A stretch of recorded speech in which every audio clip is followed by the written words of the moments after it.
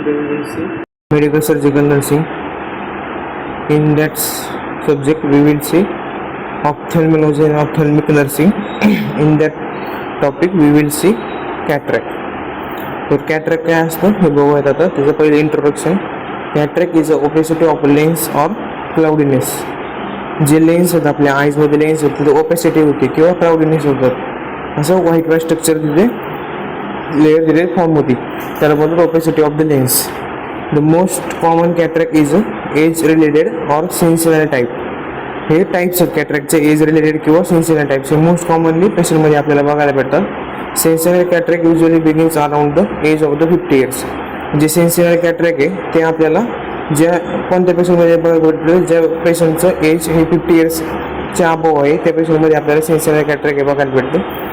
तर ह्याची डेफिनेशन काय बनते बघा. Opacification of the sufficient severity to impair the vision. तर हे डेफिनेशन ऑफ द कॅटरॅक्ट. तर कॅटरॅक्ट या डायग्राममध्ये तुम्हाला अजून क्लिअर होऊन जाईल. पहिली डायग्राम आहे आपली नॉर्मल आईची आणि दुसरी डायग्राम आहे आईज विथ द कॅटरॅक्ट. हे मध्ये तुम्हाला जे लेन्स आहेत त्याच्यामध्ये ऑपेसिटी झालेली दिसते किंवा क्लाउड फॉर्मेशन झालेली दिसते, त्या कंडिशनला बोलतो कॅटरॅक्ट. तर याचे रिस्क फॅक्टर्स आहेत. एजिंगने कुठला होतो, सेन्सिनल कॅटरॅक्ट होतो. असोसिएटेड ऑक्युलर कंडिशन, जर आईजमध्ये कुठले कंडिशन असतील तर त्याच्यामुळे पण कॅटरॅक्ट होतो. मायोपिया म्हणजेच it is when the eyes is not able to focus properly on object in distance. हे मायोपिया बोलतात. आणि एक असतं हेट्रोपिया, म्हणजे ज्यावेळेस आपले आईज आहेत हे जवळच्या डिस्टन्सला प्रॉपरली फोकस करत नाही, त्या कंडिशनला बोलतात मायोपिया. आणि एक अजून रिस्क फॅक्टर आहे रेटिनल डिटॅचमेंट. जे रेटिना आहे ते सेपरेट झालेले असतात कशापासून, त्याच्या लेअर पासून आणि इन्फेक्शन इन द आईज. त्याचे टॉक्सिक फॅक्टर कुठले कुठले, आयोनायझिंग रेडिएशन, ॲस्पिरिनचा हाय डोस झाल्यामुळे, कॉर्टिकोस्टेरॉइड्सच्या मेडिकेशनमुळे, सिगरेट स्मोकिंगमुळे किंवा केमिकल बोनमुळे आपल्याला कॅटरॅक्ट पेशंटमध्ये बघायला भेटतो. न्यूट्रिशन फॅक्टर्स कुठले हे करतात, रिस्क फॅक्टर आहेत. Poor nutrition. फिजिकल फॅक्टर मध्ये ब्लड ट्रॉमा किंवा UV रेज आहेत जे किंवा एक्सरे लाईट, त्यांनी पण कॅटरॅक्ट होतो. सिस्टमिक डिसीज किंवा सिंड्रोम मध्ये कुठल्या डायबिटीजमुळे पण पेशंटमध्ये कॅटरॅक्ट बघायला भेटतो. रेनल डिसीजमुळे पण पेशंटमध्ये कॅटरॅक्ट बघायला भेटतो. आणि मस्क्युलोस्केलेटल डिसऑर्डर्समुळे पण आपल्याला पेशंटमध्ये कॅटरॅक्ट बघायला भेटतो. तर हे सगळे होते इथपर्यंत सगळे रिस्क फॅक्टर्स. Next types. तर पहिला टाईप आहे कंजेनिटल कॅटरॅक्ट. तर कंजेनिटल कॅटरॅक्ट हे 33% आपल्याला असतात आणि ते इडिओपॅथिक असतात, म्हणजे त्याचा अजून एक्झॅक्ट नोन कॉज आपल्याला फाइंड आउट झालेला आहे.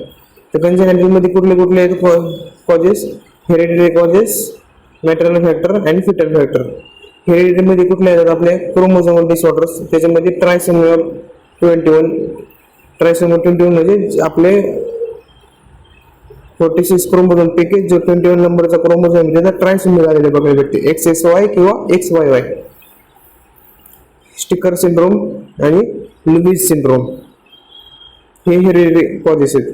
देन मॅटर्नल फॅक्टर्स मध्ये कुठले कुठले येतात, ह्याचा शॉर्ट फॉर्म आहे ड्रीम, नॉट DRIM. ड्रीम पासून काय शॉर्ट फॉर्म ड्रग्स. ड्रग्स मध्ये कुठले येतात, कॉर्टिकोस्टेरॉइड्स. आय मध्ये येतं इन्फेक्शन. इन्फेक्शन मध्ये कुठले रुबेला, टॉक्झोप्लाझमोसिस. रेडिएशन मध्ये कुठले येतं आणि मालन्यूट्रिशन मध्ये. तर हे सगळे कंजेनिटल कॅटरॅक्टचे कॉजेस आहेत, फॅक्टर्स आहेत. देन नेक्स्ट आहे फिटल फॅक्टर.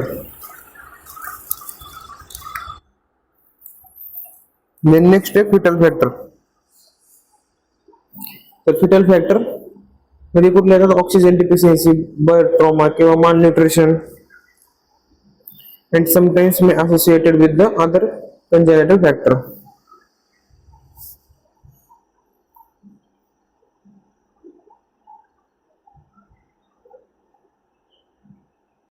देन नेक्स्ट आहे सेन्सिनल कॅटरॅक्ट. सेन्सिनल कॅटरॅक्ट मध्ये आपण कसं पद्धतीने लक्षात ठेवू शकतो, उदास H, डबल D, तर फक्त U for UV radiation, D for dietary factor deficiency, again D for dehydration crisis, A for age more than 50 years, S for smoking, आणि S for hereditary. प्रीसेन्शियल कॅटरॅक्ट मध्ये कुठले कॉजेस आहेत? Damage. M for diabetes mellitus, D for diabetes mellitus, A for atopic dermatitis, M for myotonic dystrophy आणि H for hereditary. तर हे दोन होते सेन्सियल आणि प्रीसेन्शियल. तर परत सेन्सियल कॅटरॅक्टचे टाइप्स पडतात. तर पहिले cortical सेन्सियल cataract.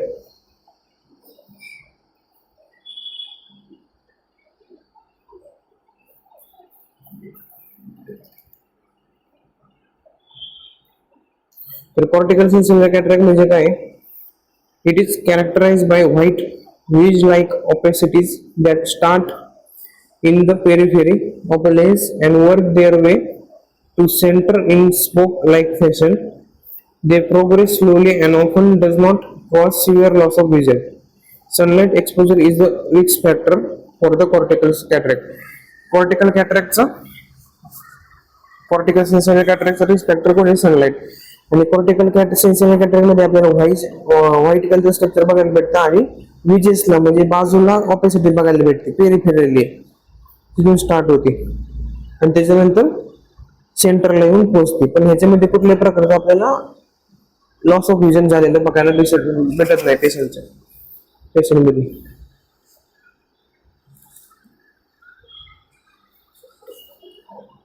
Next pathophysiology. Old age म्हणजे 50 इयर्सच्या अबोव ओल्ड एज झाल्यानंतर काय होतं? Decrease in function of active pump transport in the lens. Decrease होतं कशाचं फंक्शन? ऍक्टिव्ह पंप ट्रान्सपोर्ट कशामध्ये? लेन्समध्ये. त्याच्यानंतर अजून काय होतं? त्याच्याबरोबर डिक्रीज काय होतं? Synthesis of the protein in the lens fibre. आणि जे ऍक्टिव्ह पंप ट्रान्सपोर्ट डिक्रीज झालेलं फंक्शन त्याच्यामुळे काय होतं? सोडियम पोटॅशियमचा रेशो तो रिव्हर्सल होतो आणि increase the potassium in cells. Potassium cells मध्ये वाढल्यानंतर रिटेन्शन ऑफ वॉटर होतं आणि एंडोमेटस सेल फॉर्मेशन होतं. आणि इकडं synthesis of protein in lens fibre decrease झाल्यामुळे काय होतं?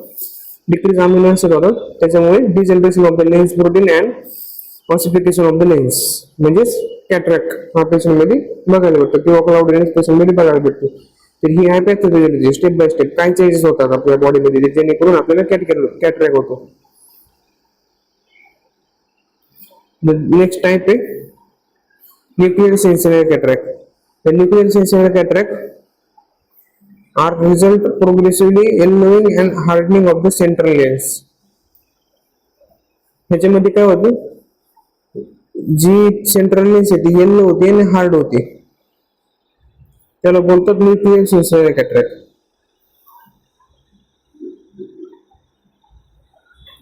तर पॅथोफिजियोलॉजी कशाची? कॉर्टिकल सेन्सरी कॅटरॅक्टची. एज रिलेटेड चेंजेस आपल्याला बघायला भेटतात. त्याच्यामध्ये न्यूक्लियर स्क्लेरोसिस किंवा डिहायड्रेशन असतं. त्याच्यामुळे हार्डनिंग ऑफ द लेन्स होतं आणि degeneration of the lens fibres होतात. ही short but sweet cortical sensory कॅटरॅक्टची पॅथोफिजियोलॉजी. नेक्स्ट टाइप आहे posterior scapular capsular cataract. Posterior subscapular cataract is a cloudy area at the back of the lens capsule and cause visual loss. This type typically develops in a younger people and is associated with the prolonged corticosteroid use, diabetes and ocular trauma.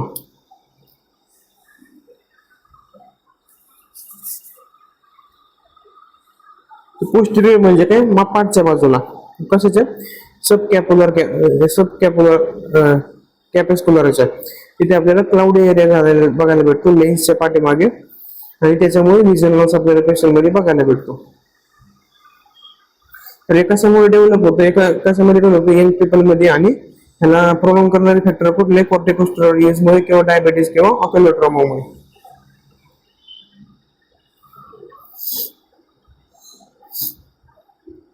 Clinical features काय बघायला भेटतात आपल्या cataract मध्ये? Painless असतं, blurry vision बघायला भेटतं patient मध्ये. The person experience reduce the contrast sensitivity and reduce the visual activity. जे कॉन्ट्रॅक्टची सेन्सिटिव्हिटी आहे रिड्यूस झालेले बघायला भेटते आणि जी व्हिज्युअल ऍक्युटी आहे ती पण रिड्यूस झालेल्या पेशंट मध्ये बघायला भेटते. ऍस्टिगमॅटिझम म्हणजे काय? It occurs when the cornea is irregularly shaped or sometimes because of the curvature of the lens inside the eyes. त्याच्यामध्ये जो कॉर्निया आहे तो इरेग्युलर शेप झालेला बघायला भेटतो आपल्याला पेशंट मध्ये. कोणत्या कंडिशन मध्ये? ऍस्टिगमॅटिझम या पेशंट मध्ये. आणि मोनोक्युलर डिप्लोपिया पेशंट मध्ये आपल्याला बघायला भेटतो. मोनोक्युलर डिप्लोपिया म्हणजे double vision of only one I.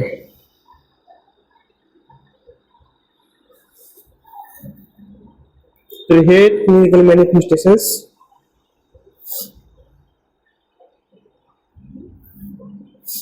बघा नॉर्मल मध्ये कसं होतं, नॉर्मल आईज मध्ये ही लाईट आहे, ही फोकल पॉइंट आहे.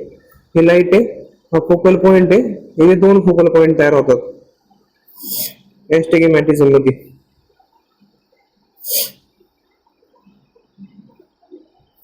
दोन फोकल पॉइंट मुळे काय होतं, जो कॉर्निया आहे तो इरेग्युलर शेप असतो आणि त्याच्यामुळे कर्वेचर होतं लेन्स मध्ये एक कर्व तयार होतो. त्याचं डायग्नोस्टिक टेस्ट कशी करणार? सेन्सिटिव्ह व्हिज्युअल ऍक्युटी टेस्ट करायची, ऑप्थॅल्मोस्कोपी करायची आणि स्लिट लॅम्प एक्झामिनेशन करायचं पेशंट मध्ये to rule out the diagnosis of the cataract. तर सेन्सिटिव्ह व्हिज्युअल ऍक्युटी टेस्ट मध्ये आपण हे तुम्ही बघितलं असेल, पेशंटला पहिल्यांदा लहान साईज वाले लेटर देतो, त्याच्यापेक्षा कमी, त्याच्यापेक्षा कमी, त्याच्यापेक्षा कमी, त्याच्यापेक्षा कमी, असं करत करत करत पेशंट कुठपर्यंत वाचू शकतो तोपर्यंत आपण त्याची जी टेस्ट घेतो त्याला बोलतात sensitive visual acuity taste. Next ही एक ऑप्थॅल्मोस्कोपी. ह्याच्यामध्ये इमोशन असते, ह्याच्या इथे स्टँड असतो, इथे आपला जॉ ठेवायचा असतो, इथे लेन्स असतात. या लेन्स मध्ये एक रेड कलरचा पॉइंट आपल्याला बघायचा असतो. हा ऑप्थॅल्मॉलॉजिस्ट इथून कंट्रोल लेवलने त्या रेड पॉइंटला पेशंटच्या आईज वरती कंट्रोल करतो आणि त्याच्यानंतर आपल्याला डिस्प्लेला पेशंट मध्ये किती ऑपेसिटी किंवा किती पेशंटला विजन येते फाइंड आउट करतो.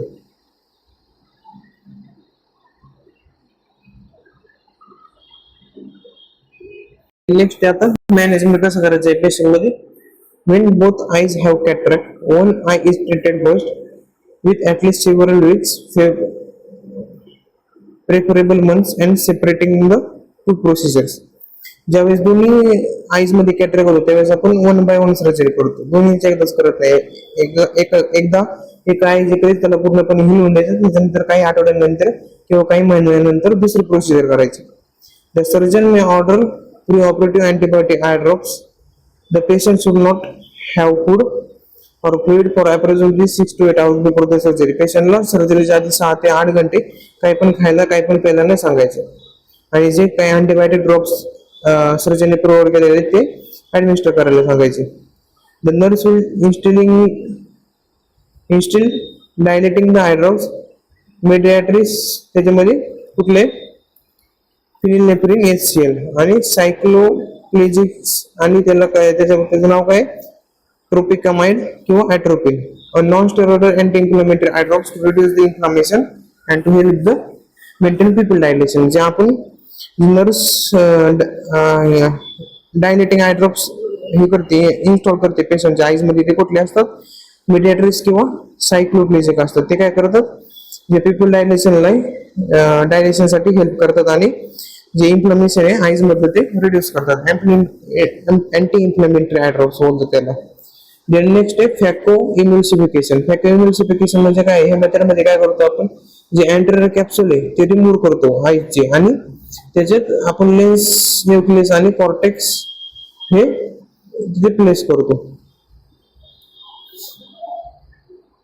तर एक सर्जरी आहे इम्युल्सिफिकेशन. ही लेन्स असते आईज मध्ये आपण टाकतो. Lens replacement. देन अपॅकॅटिक ग्लासेस म्हणजे भिंगाचे चष्मे. त्याच्यामध्ये सर्जरी केली जाते. इमिडिएट पोस्ट ऑपरेटिव्ह मध्ये आपण कुठली सर्जरी करतो?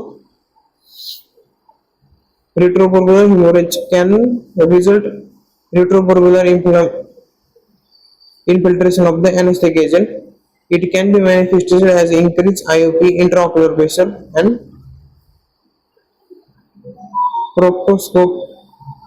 proptosis, lid tightness, and subcongenital hemorrhage with or without edema.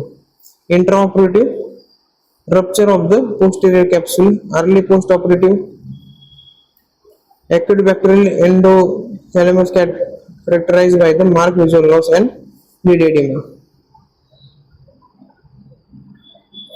The high retroburbular hemorrhage होतं. हे असे hemorrhage आपल्याला पेशंट मध्ये बघायला भेटतात. जे कॉर्निया आहेत त्याच्यामध्ये ते रेडिएटेड झालेले बघायला भेटतात. त्या कंडिशनला बोलतात रेट्रोबर्बुलर haemorrhage. These are all about the cataract. Thank you.